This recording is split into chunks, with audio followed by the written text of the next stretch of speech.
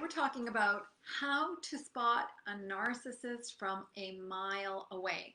So, listen, I've talked about this thing we do when we attract who we don't want.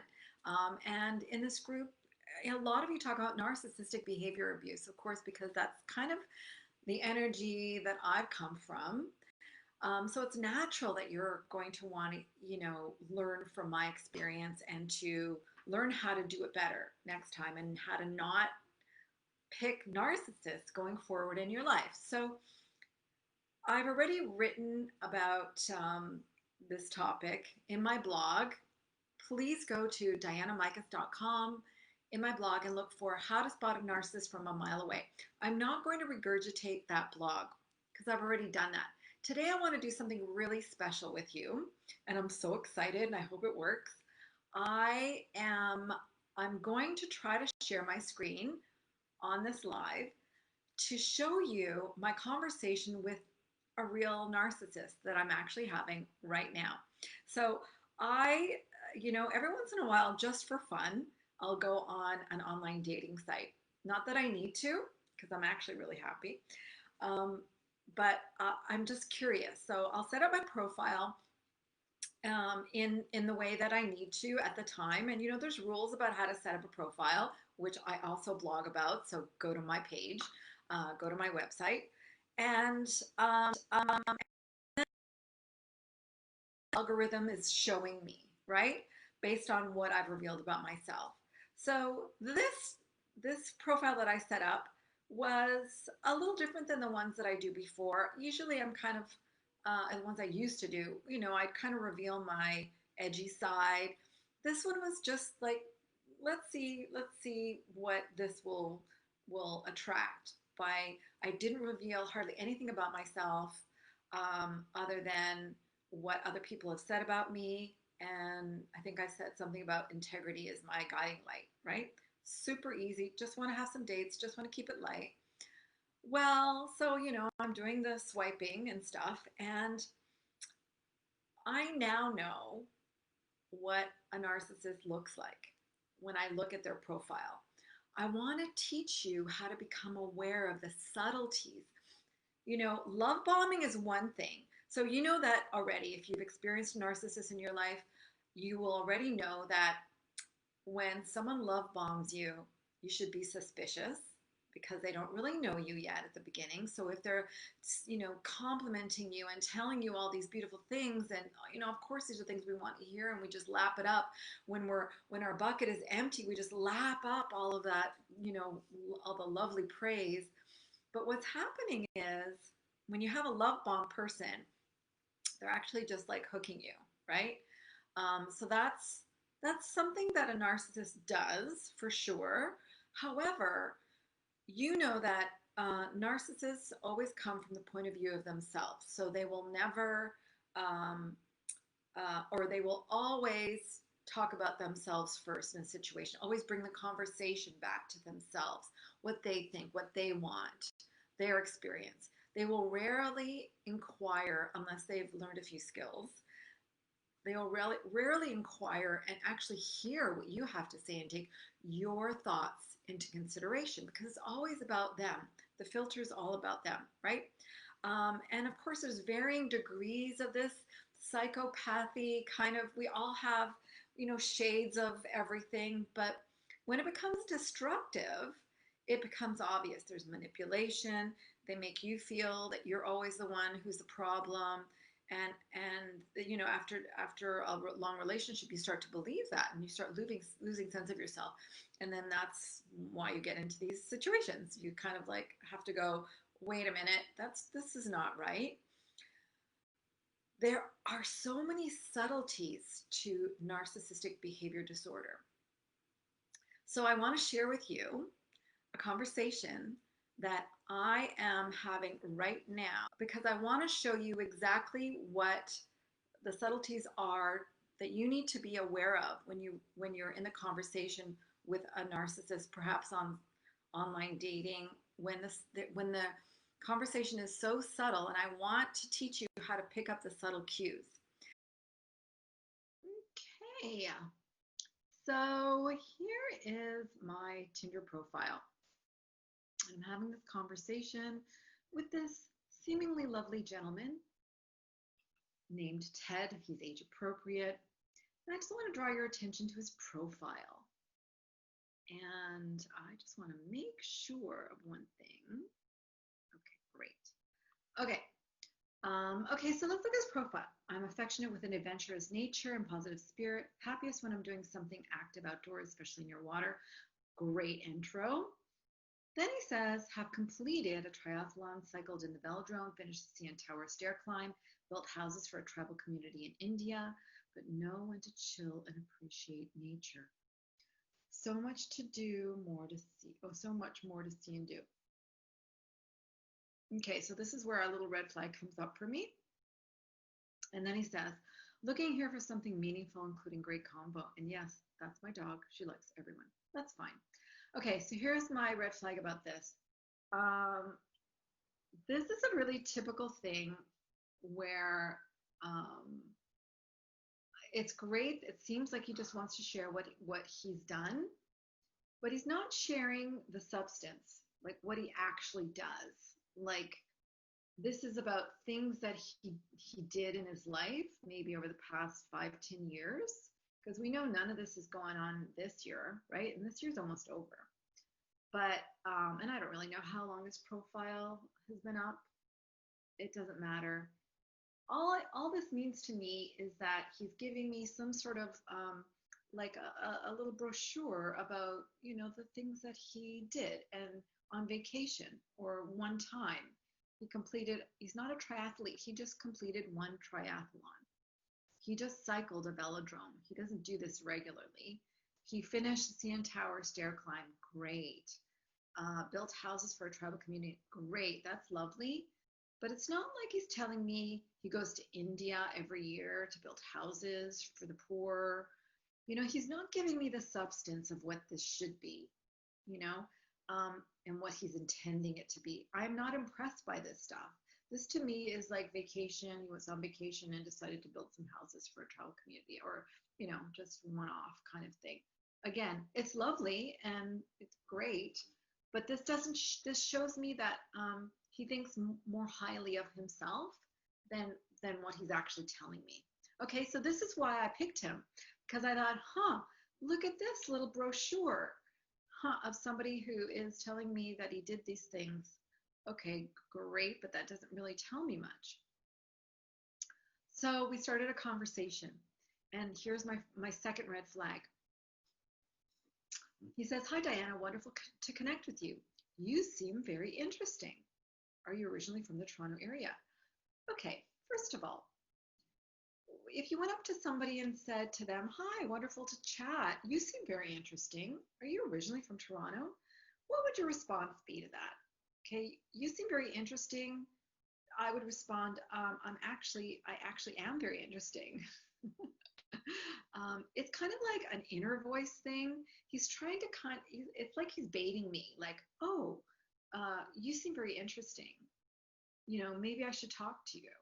Okay. Or like, he's sort of at a distance saying to himself, well, that person seems interesting. Maybe I should go talk to them. It's an inner voice thing that you should really just keep to yourself.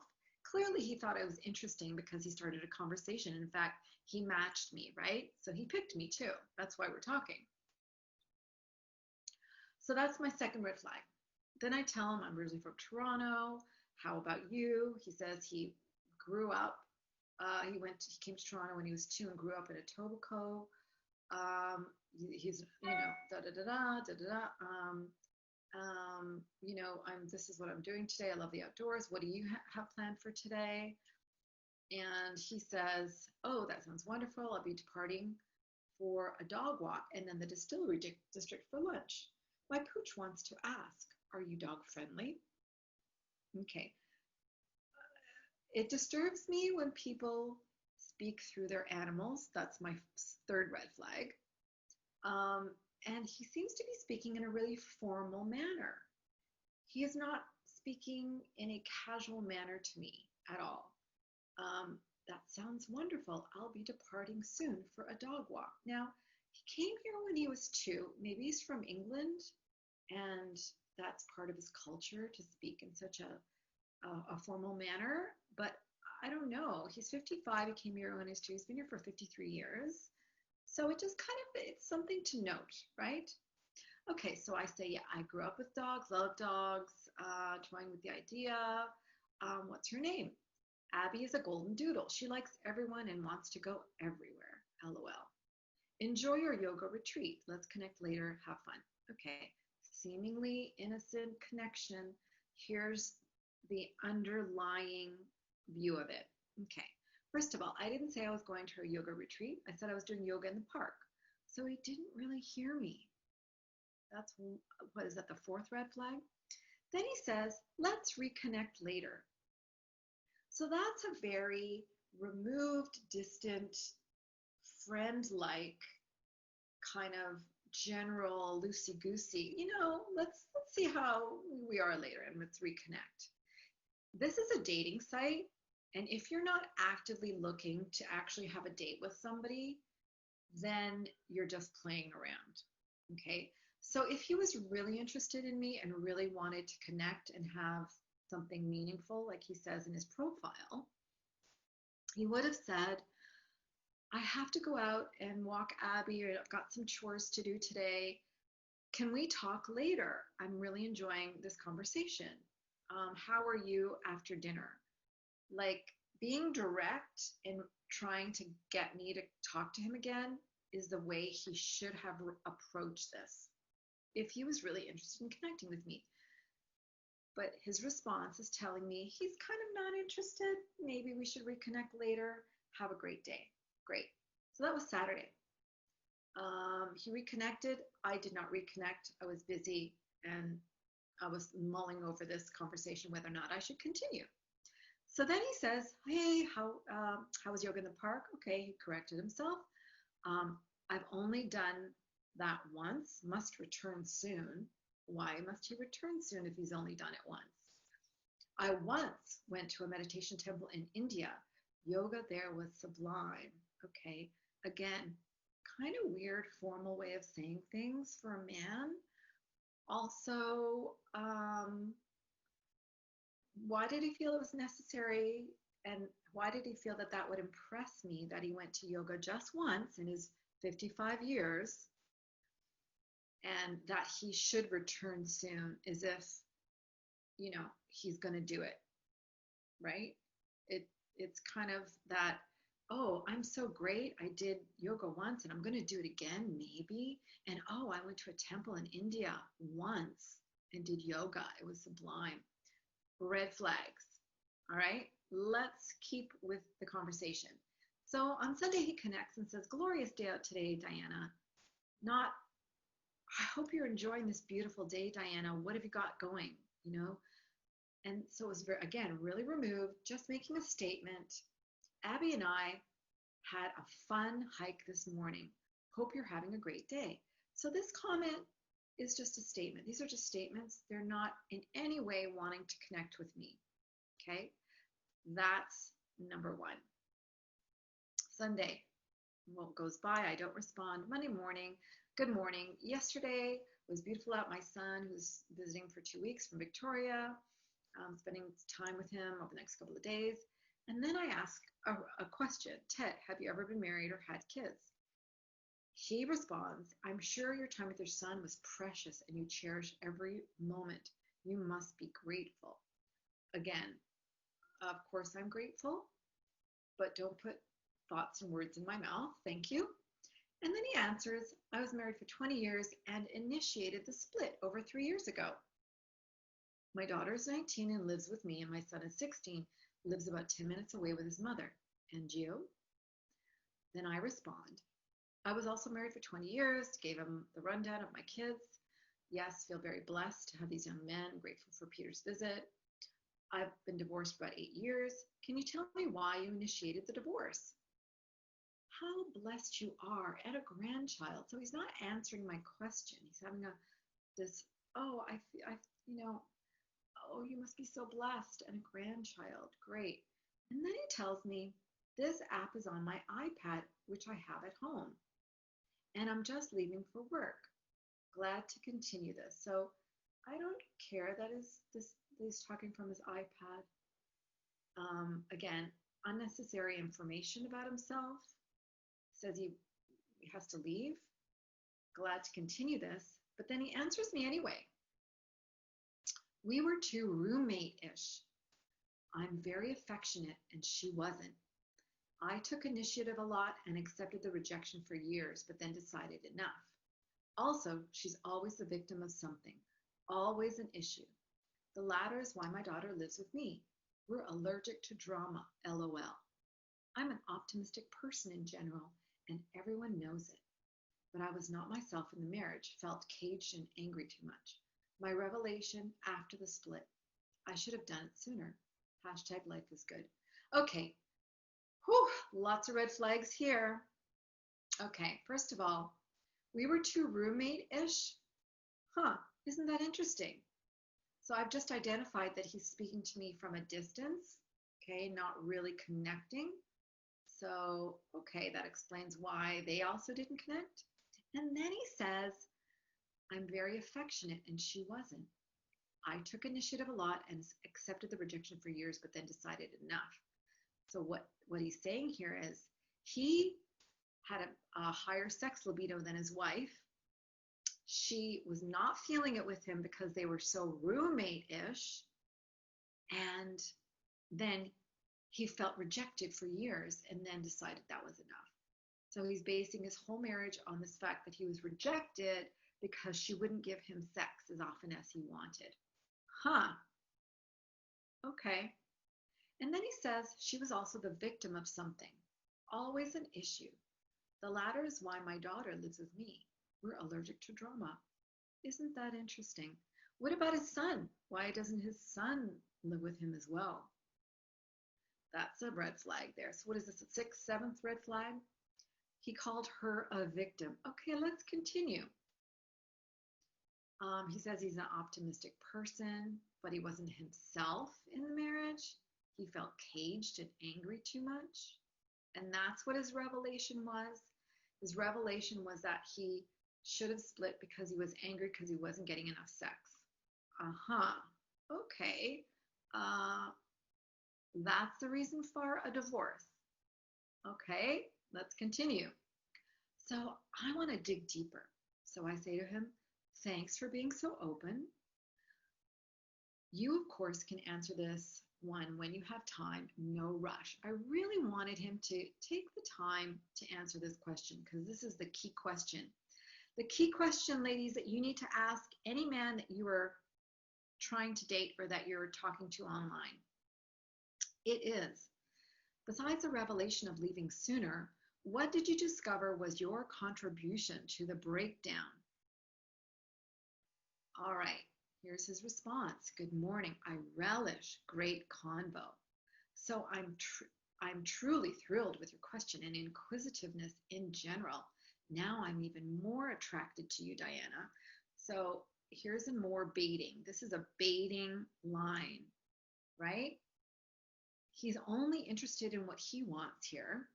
And he's telling me he's even more attractive to me because I'm asking questions about himself. And now he gets to talk about himself some more. He's not interested in me and what I feel or what, any of my opinions. He's just thrilled that I'm asking about him. Baited question. He doesn't need to tell me that he's even more attracted to me. He is basically approving my behavior and that I want to talk more about him. All right, typical narcissistic behavior right here. It's all about them. Okay, so here's his response. Although I know my ex would answer this better, LOL, I also know our marriage counselor said there's nothing I could do right in my ex's eyes. It had just run its course.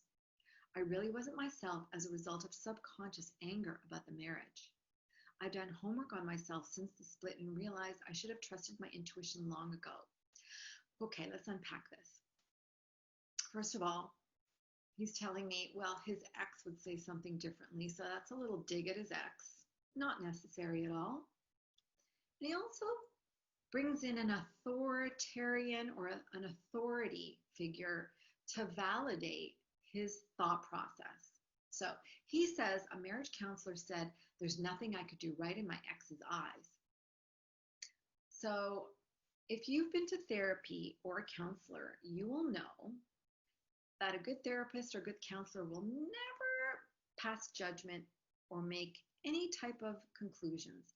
Their job is to help you reveal things about your feelings and your wants and needs.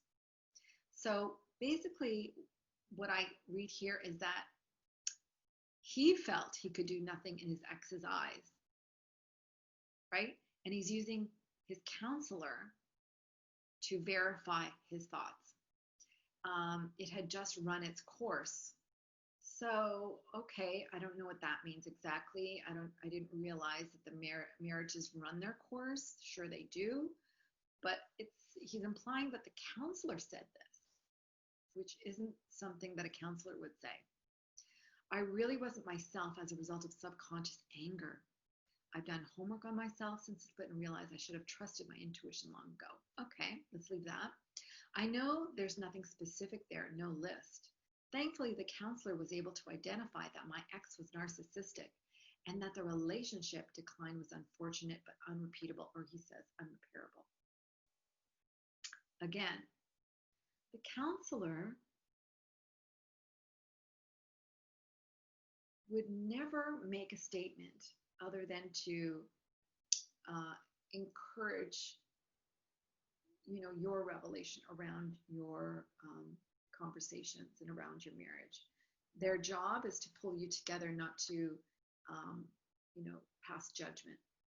So again, he brings in this authoritarian figure to basically verify what he himself was feeling, right? That it was unrepairable. It was heart-wrenching and gut-wrenching to come to grips with, as the inevitable impact on my children was all I could think about. So he certainly wasn't thinking about himself in all of this, was he? He wasn't thinking about the fact that he couldn't get enough sex, and that's the reason why he divorced, right? That wasn't on his mind. They've been amazing, and I'm grateful every day for them. Again, this is kind of like a deflection. He deflects to his children, he deflects to his counselor, and he doesn't ever answer my question. I asked him, what did you discover was your contribution to the breakdown? He doesn't take ownership over anything in this conversation. All he does is deflect to what his counselor seemingly says, and how his concern was just for his kids, and that his ex was labeled a narcissist by his counselor. That right there, ladies, is what a narcissist does. Okay? They deflect, they never answer, they bring it back to themselves, they bring in authoritarian people or figures to validate what they want and what they say. I will never be able to disprove him.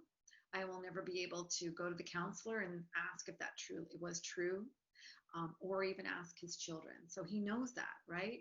But he's bringing them in to validate his deflection and not admit to any wrongdoing in the relationship. And then he says, another question from you, or my turn? Because he loves to talk about himself. So he doesn't ask me another question about myself, but I continue to probe. Thank you for your answer. I just want to understand fully.